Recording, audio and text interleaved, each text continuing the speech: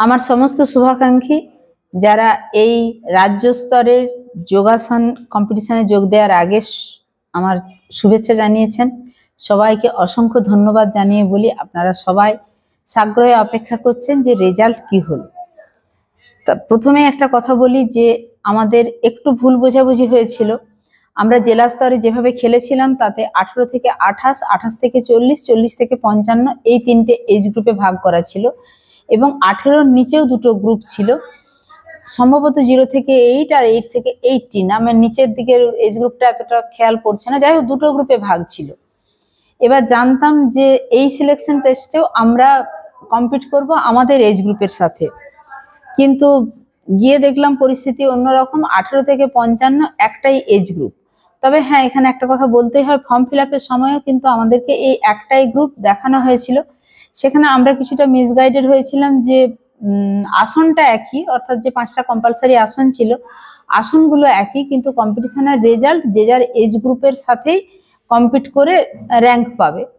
কিন্তু ওখানে গিয়ে দেখলাম র্যাঙ্কটা পেতে হবে সেটা হচ্ছে 18-র সাথে কম্পিট করা। এটা মানে খুবই একটা টাফ ব্যাপার, কারণ যোগাসন আমি অনেকদিন থেকেই করছি এবং অনেক সময় আমার সোশ্যাল মিডিয়াতে পোস্ট করেছি, কিন্তু একটা 18 বছরের যে বাচ্চা তার যে বডির ফ্লেক্সিবিলিটি থাকবে, আমার সেখানে এজ গ্রুপ শুধু 40 থেকে 55 এজ গ্রুপের মধ্যেই নয়, কিছুদিন বাদে আমি 52 হয়ে যাবো, এখন 51+ চলছে এবং আমি ছিলাম আমাদের এজ গ্রুপের সবচেয়ে সিনিয়র মেম্বার বা এজেড মেম্বার।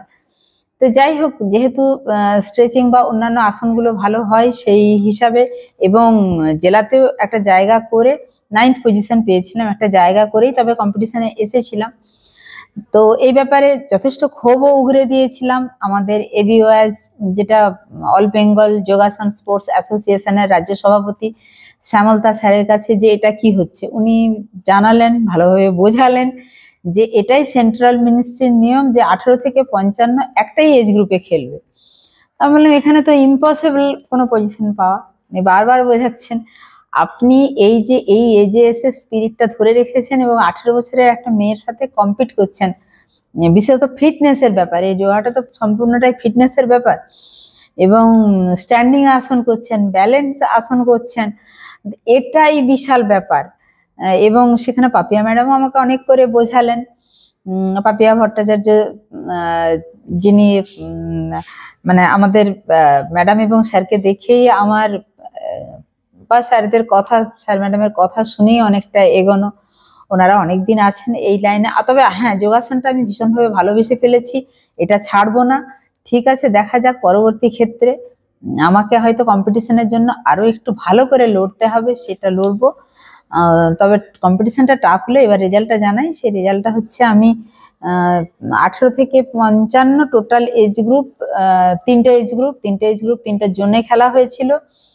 তাহলে বুঝতেই পারছো কতজন মেম্বার হওয়ার কথা। সেখানে আমার 21 র্যাঙ্ক হয়েছে এবং সম্ভবত আমাদের যে এজ গ্রুপ, সেই এজ গ্রুপে আমি আমার আগে দুজনকে দেখলাম, যেহেতু সমস্ত নামগুলো কোডে এসেছে মানে চেস্ট নাম্বার ধরে, তো সেখানে বুঝতে পারছি না। সবচেয়ে বেশি 18 থেকে 28 র্যাঙ্কে প্রথমের দিকটাতে আছে, যেহেতু চেস্ট নাম্বার ধরে রেজাল্টটা দেয়া আছে সবাইকে বুঝতে পারিনি। তো আমি আমার আগে দুজনকে দেখলাম আমাদের এজ গ্রুপের। তো হলেও 3 জনের মধ্যে যদি আমি থার্ড পজিশন যদি নাও হয়, আমাদের এজ গ্রুপে 5-এর মধ্যে আছি। এটা একদম কনফার্ম করে বলতে পারছি না এই কারণে, কারণ চেস্ট নাম্বার দেখে রেজাল্টটা। যাই হোক, এটুকুই বলার ছিল। সবার শুভকামনা থাকলে আরো কিছু দূর এগোনোর চেষ্টা করা যেতেই পারে। সবাই যোগাসনকে ভালোবাসুন। যোগব্যায়ামটাই কিন্তু একমাত্র বাঁচার রাস্তা। এই মানে বর্তমান সময়ে এসে যা স্ট্রেস বা আমাদের যে কাজের পরিধি বাড়ছে, এই যোগাসনকে ভালোবাসুন। আর সবার আবারও শুভকামনা আমি আবদার জানাচ্ছি বা সবার কাছে প্রার্থনা করছি। টাটা।